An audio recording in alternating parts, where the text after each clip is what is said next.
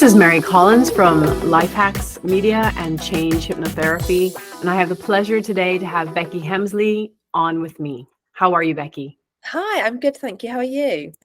Well, I'm enjoying this time of the year. It is February, and it is the time that they have something called Fastnacht in Switzerland, and it is one big party for 3 days. Wow. So it's really good if you are part of it, and if you're not, it's not so great. It's like the kid that was not invited to the party. Yeah. So, but other than that, it's the time of year when you're kind of still recuperating from the holidays, and at the same time, you're ready for spring to go, but you're that yucky in between because of the weather, depending on where in the world you are. So what I'm going to do now, though, Becky, is just introduce, for anyone who doesn't know you, which I think is impossible, but for anyone who doesn't know you, I'm just going to give a quick recap of who you are and what you do. Okay. Becky Hemsley is a British poet who has reinvented herself and her career over the pandemic. She has taken her hobby and made it into her passion and business. Becky's collections of poems resonate and surpass the ages, sexes, and time itself. She combines nature, life, grief, courage, and spirit over her entire collection of works. Becky has published over 5 books, including a children's book based on her poem, Breathe. Talking to the Wild, What the Wild Replied, Breathe, When I Am Gone, and Letters from Life. Speaking of which, we're going to talk about Becky's new collection, Letters from Life, because it is all about, well, I'll let her explain what it's all about. So Becky, from that, how has it been for you since our last interview? I mean, you seem to have been very, very busy, which is great. Yes, I have been super busy. Yes, which, like you say, is great. I'm learning when to kind of put the brakes on. I think it's very easy when you start becoming busy to just think, oh, this is great and I must stay busy. But actually, I'm having to learn that sometimes I need to rest as well. Right. So I think last time we spoke, I think I was kind of bringing together my grief poetry book. And then, back in September, I published my 4th collection, which was, Letters from Life. So I called it that because it was really just lots of poems about life in general, really. And I sort of roughly divided it into 3 sections of sort of growing up, being grown up, and then sort of growing older. And my first 2 collections were just fully rhyming poetry, and I had so much non-rhyming poetry that I just hadn't done anything with, and this was kind of a good way to kind of put all that together, as well as some more new rhyming stuff as well. But so it's just a bit of a mixture of everything in that one. Wonderful. Well, I mean, speaking of which, I mean, I actually have one of your beautiful books. I have both, Talking to the Wild and What the Wild Replied. And it is amazing. I mean, I don't know if you realize what a skill set it is to rhyme an entire book, and just full of just beautiful poems like What If and I'm Fine, The Rainbow, all these ones being connected to nature. And what actually helped me be inspired to create a retreat all about intuitive healing, which Becky helped me put together as well. So this is a journal that is something that I do on my retreats, which is a step-by-step.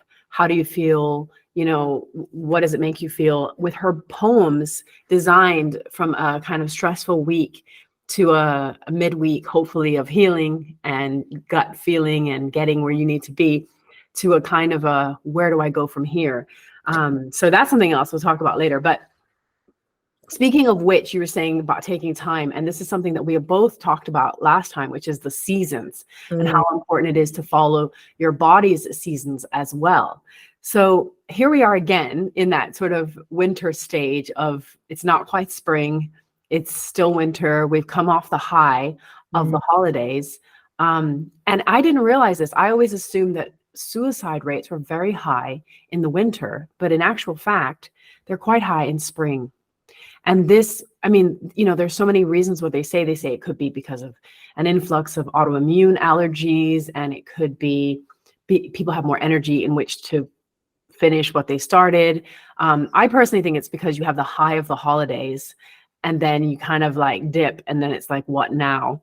But saying that, this is why I think your poems are so relative. You Thank know, they really are, because I feel like anytime I open any of your books, it's just instantly, it shouts at me how I'm feeling. And it's just the weirdest thing, because it's like, wow, how, and right now, even yourself as a writer who, you. is very driven and passionate and has so much creative flow, you must relate also to people who are just not always feeling able. They're just tired. They don't know, the direction. Even myself, as a therapist, it's quite Mm. difficult at times. And Yeah, that's why, I was saying about the whole suicide thing. It's like so important that we empathize with people who are going through these emotions yeah, and encourage them to like recover and how to recover. yeah. I think when I've always kind of maintained when I've written that the kind of idea that life is hard, but it isn't hopeless. I think there's always a little bit of hope. But I think it doesn't do people any good to pretend it's completely hopeful all the time. I think we have to acknowledge that sometimes life is just really hard and it makes us feel absolutely terrible. And I think sometimes we are scared to say that. We're sort of scared to say to people and acknowledge that, like grief, that it is absolutely devastating. And we tend towards saying things like, well, at least you had this time with them, or at least they're not in pain anymore. But actually, it's okay to say, this is horrible. You're bound to feel the worst you've ever felt. And I'm here for you, rather than trying to kind of put a positive spin on everything. And I think I was reading up about the suicide thing, and one of the things that it was saying is that, actually a lot of people find that in the winter, and I'm very much like this, so they kind of hibernate and they're very comfortable and they're okay in their own little space. And it's when then everything kind of becomes like, spring and everything's opening out and people are going out again a lot more, that actually suddenly that can become really overwhelming. And so I think people just need to know that it's okay if they're finding life hard, but that there's someone there for them. And I suppose that's how I've always written, really, to acknowledge the tough times, but always to provide that little kind of spark of hope. Yes. And I love that you also read, like on Instagram, that you sometimes read your poems and you give away so much for free, Becky. That's just an amazing, that just goes to show when someone has a genuine gift and they also realize that and they give out as much as they can. The books themselves, how long does it take you to write those books? I mean, it's so amazing.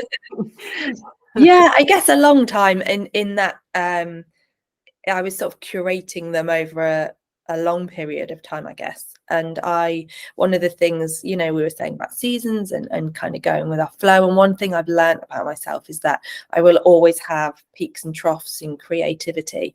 And instead of trying to make it a consistent thing that, right, I sit down every day and I write, is that it's okay. Some weeks I'll write absolutely loads and some weeks I won't write anything. Some weeks I might spend editing loads that I've already written. And so I sort of have all these poems and I have so many that are half finished. So, and then I'll suddenly be inspired to finish them. So I guess in some ways, yeah, it takes years to write them. But in terms of actually the poems, sometimes it can just take, a couple of hours.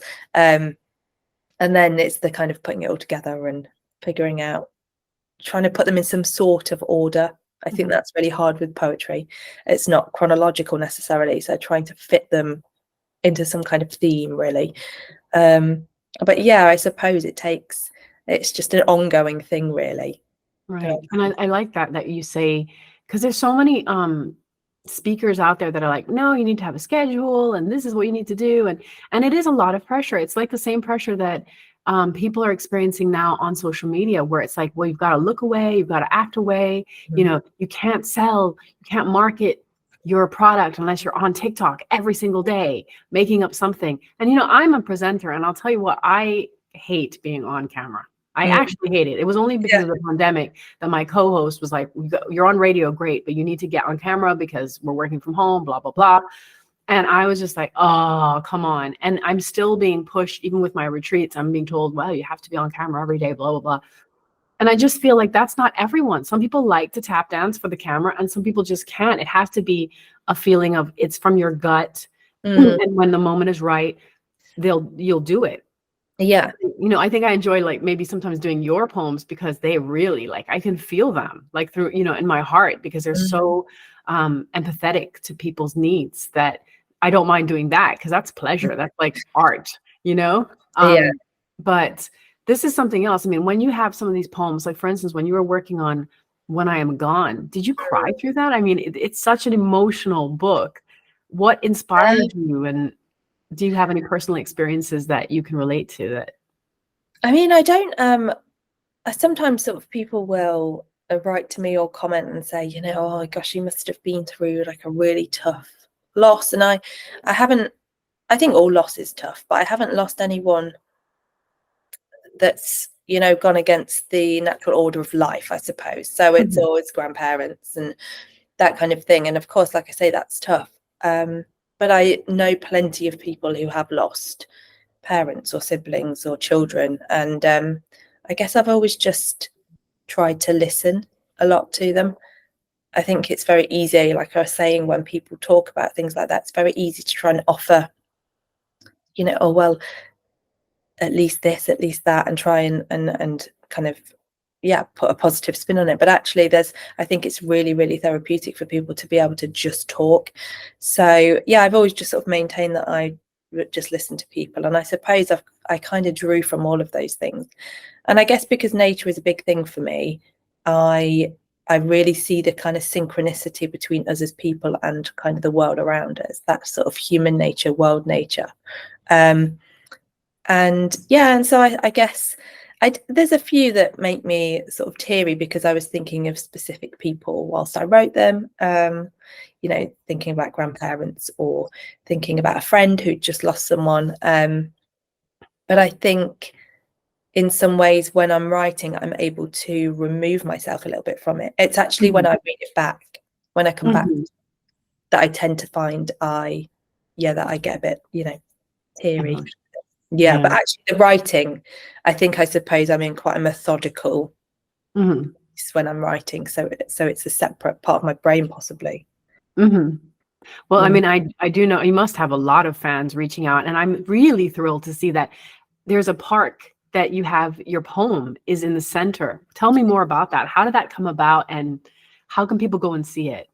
Yeah, so it's up in Northumberland in the UK, and it's a National Trust park. And they just got in touch and said they wanted to create a space in the park where people could either just go and be anyway, but also for where people could hold like forest bathing or outdoor yoga or those kind of things. So yeah, so they have it's not the whole poem, but they have a few little kind of tree stumps, and then they've created these beautiful visuals that they've put on top of them that tells some of the parts of the poem.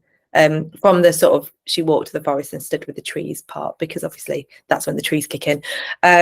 Yeah, so that's very lovely. I've not been because it's actually quite a long way from us. We've got to do an intuitive healing retreat. I know, but I do need to go and see it really in person. Yeah, that's amazing. I mean, you know, like that in itself, that's like you are now part of nature, like really part of it, and it's quite honorable. And so speaking of which, do you know your poems by heart? Are there some that you know more than other ones that you just get out of your system and it's there and you have to go back over them? I guess there's some that I know quite a lot of by heart, or thereabouts. There's some that I am asked to recite more than others. I find that the rhyming ones I can obviously I tend to remember far more easily, because obviously there's a rhythm and there's a kind of order to it. But yeah, I don't know them all off by heart. Right. Sometimes I just they're kind of down, and some of them I've never recited. So those ones I don't know, but there's there's a few that I tend to come back to quite a lot. Well, like Breathe, right? The one Yeah, that so Breathe I know off by heart. would you mind? Can I put you on the spot and ask you to just sort of say that one so people know when they? And I'll put all the links to where it is in the park and everything else. Yeah. So the beautiful Becky Hemsley is now going to recite one of her most famous poems, Breathe. She sat at the back, and they said she was shy. She led from the front, and they hated her pride. They asked her advice and then questioned her guidance. They branded her loud, then were shocked by her silence. When she shared no ambition, they said it was sad, so she told them her dreams, and they said she was mad. They told her they'd listen, then covered their ears and gave her a hug whilst they laughed at her fears. And she listened to all of it, thinking she should be the girl they told her to be best as she could. But one day, she asked what was best for herself, instead of trying to please everyone else. So she walked through the forest and stood with the trees. She heard the wind whisper and dance with the leaves, and she spoke to the willow, the elm, and the pine, and she told them what she'd been told, time after time. She told them she felt she was never enough. She was either too little or far, far too much. Too loud or too quiet. Too fierce or too weak. Too wise or too foolish. Too bold or too meek. Then she found a small clearing surrounded by firs, and she stopped. And she heard what the trees said to her. And she sat there for hours, not wanting to leave. For the forest said nothing. It just let her breathe. And that is exactly why I sought Becky Hemsley out. Just unbelievable. And it speaks volumes for, I won't even say just like preteen, teenagers, every step of aging. I feel personally, I've always been the kind of eclectic outsider. And I relate to this so much that I think that's why as I said, you inspired my retreats. You inspired intuitive healing, because even someone as confident and kind of outgoing and a bit zany as myself, I also suffer from the exact same emotions of wanting to fit in, but then not wanting to play the game of fitting in. And I thought, you know what? Why are we all doing this to ourselves? People wouldn't be less miserable, less tense, less suspicious, less paranoid if we just did exactly what you said. Listen to ourselves, find some place to ground and to just breathe. Yeah, I think it's almost like everyone wants that. Everyone just wants to be themselves. Everyone wants to be authentic and genuine.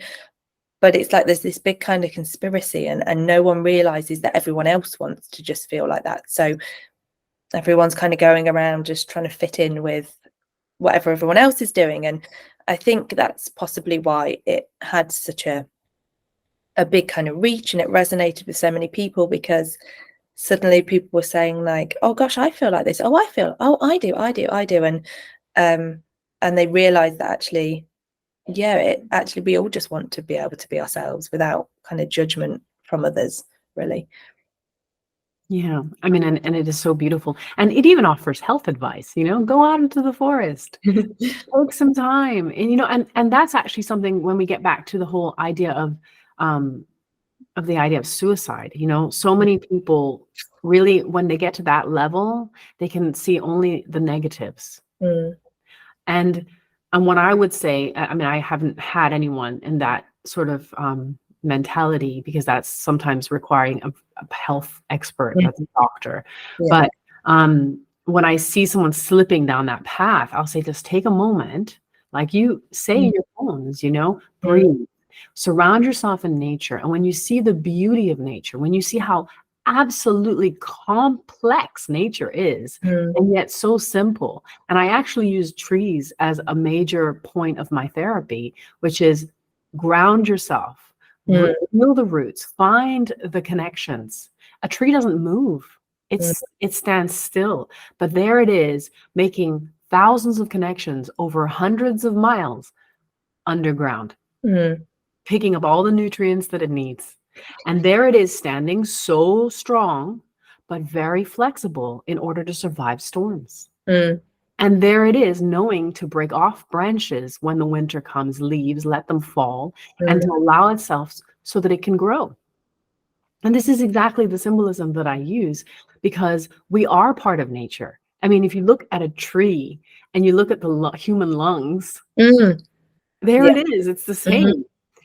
And I was reading something very interesting, because you're always learning as a therapist about how the brain needs so many hours of sleep. And I'm like, I'm in trouble.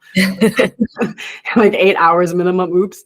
Or you're gonna get dementia, yay. And all these things. But what was interesting about it was that it was saying how the brain, it has like the paths and all these lines. And it says like these are like rivers and like little creeks. Mm. And apparently the brain flushes itself every night.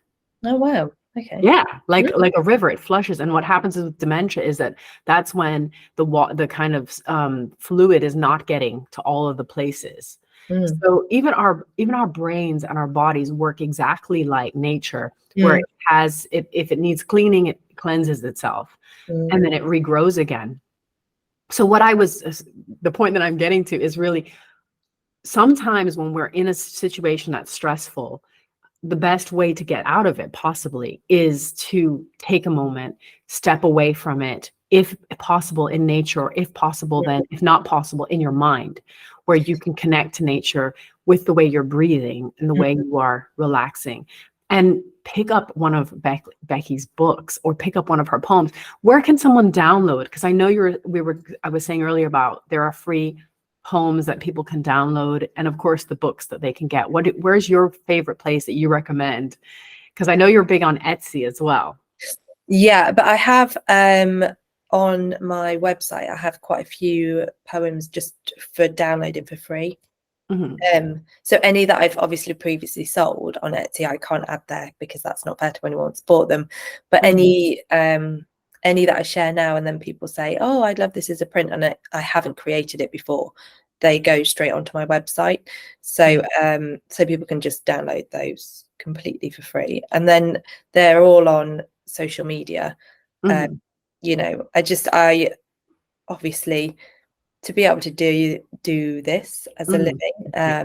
I Yeah. have to sell books and stuff. But yeah, I will always still share things on social media, because I just think words should be free for people.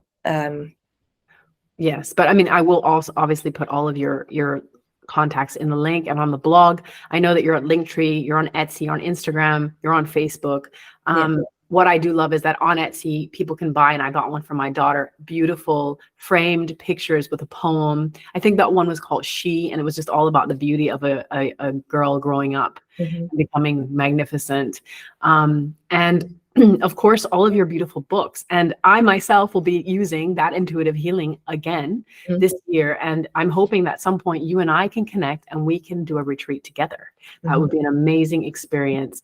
So for anyone who's interested, are you working on any secret stuff that you're working on that we? Nothing specifically, really. Just sort of tying up a few bits, really, and just like looking at different distribution for books and stuff like that. So yeah, it's yeah, I'm having a little rest from the books for the moment, Right. but still writing all the time. And that's where I guess my sort of like social media comes in, because that's where I'll always post like newer stuff, I suppose. Okay, wonderful. And especially with the newest book that you've done, I haven't had a chance to read it yet. I cannot wait to. I know that there's some poems included in it, letters from life, which are like a girl, or could you handle with care? Are those specific age? I mean, like a girl, is that like a specific age one, or is that just comparing? What is that one about? So Like a Girl was another poem that kind of went viral last year. I think it was like May time, June time now.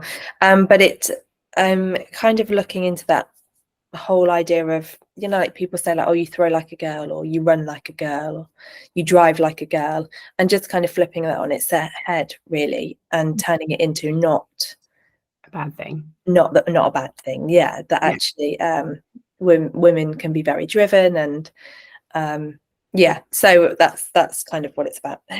Well, I love the fact that, as I said, of any age can pick this up, because you have Breathe, which is a children's book. Yes. And then, but it's just as applicable to anyone at any stage who feels pressure from the social world, that, you know, their kind of connections. And of course, now you have the Letters from Life and the When I Am Gone. It's still really very relevant, including for people who have pets. It's still just as much of a connection to loss. I would definitely recommend all of Becky's books. And this is not just because I absolutely adore her, because she's the most wonderful, not kissing butt here, but really and truly. Like, and the stuff you do is so relevant. Please keep doing it.